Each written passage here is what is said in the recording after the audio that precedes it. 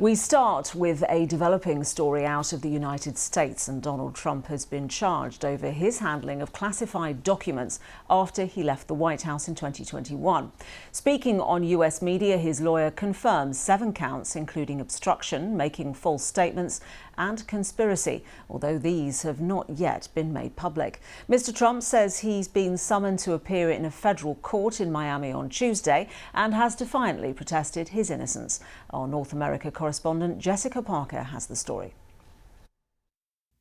The bombshell post on social media that set headlines running.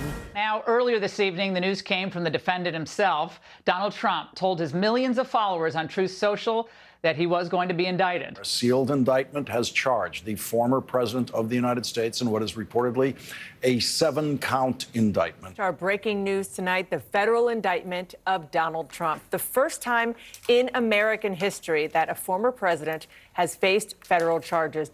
Donald Trump declaring he'd been indicted over what he calls the boxes hoax.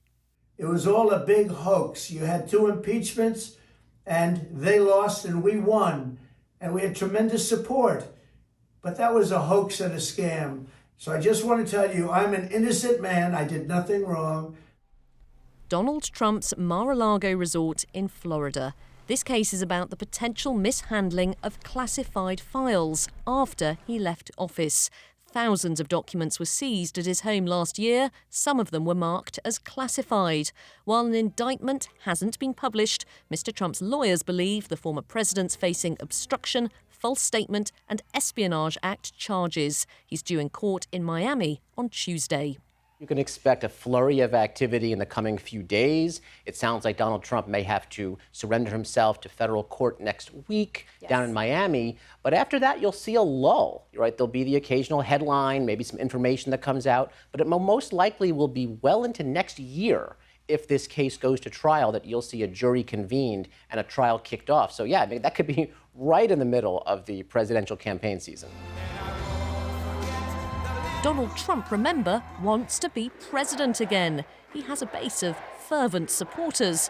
Polls suggest he's currently leading the race to secure the Republican nomination. That's after already being indicted in a separate case earlier this year in which he also denies wrongdoing. The first former president to be charged with a crime while he fights for re-election. This is not politics as usual, but with Donald Trump, it never is. Impeachment hoax number 1. Jessica Parker, BBC News in Washington. So how will the former president's second indictment affect his run for the White House? Is our North America special correspondent, Katty Kay. We have a long campaign ahead of us, another 17 months of this election campaign. There could be yet more indictments that come the president's way.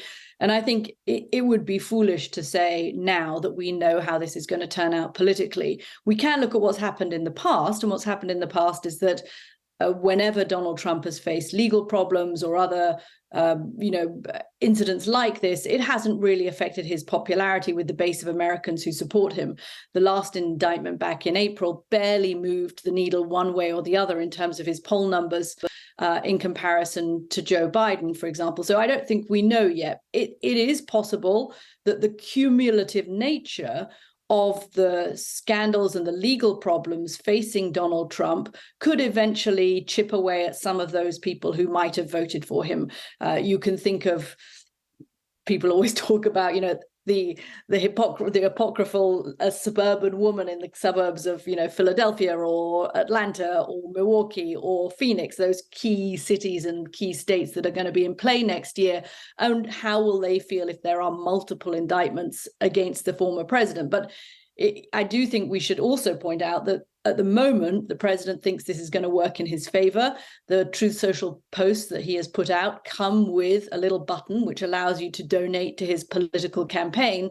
And he used the previous indictment to raise money. So he'll try and do that again. And he and his supporters believe that this is a witch hunt against him. And I think you're going to see, that they'll rally some support. The question is, will it affect any of the very few people in America who are left that haven't made up their mind about which way they're going to vote?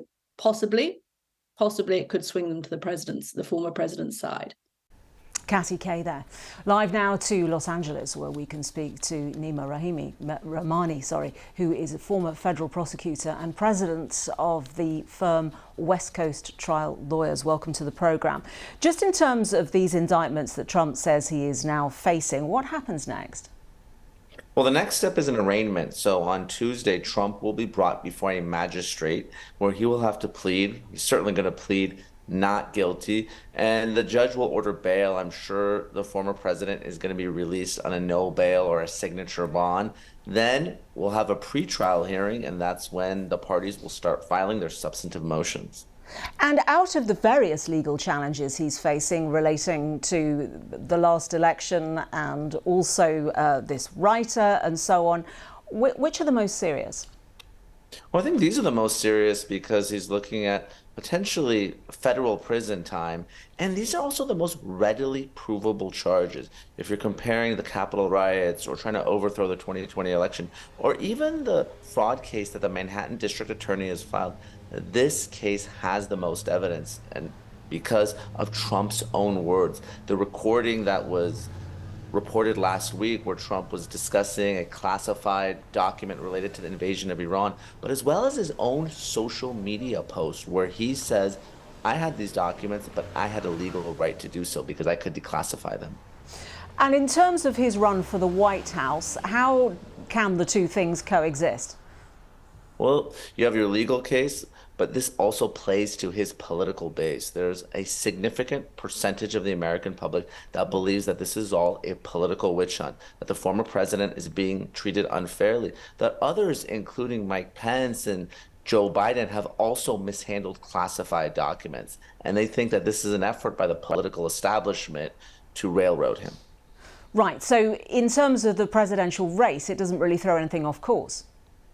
Well, potentially, there is one potential charge that may disqualify him from running for public office. And we don't know exactly what the 7 counts will be. But if that particular federal statute is charged, and if Trump is convicted before the 2024 election, he may be prohibited from holding any federal public office. Of course, he's going to challenge that law as unconstitutional as applied to him. And of course, if he wins in November, it's well established that no sitting president can be prosecuted. So this whole case may go away.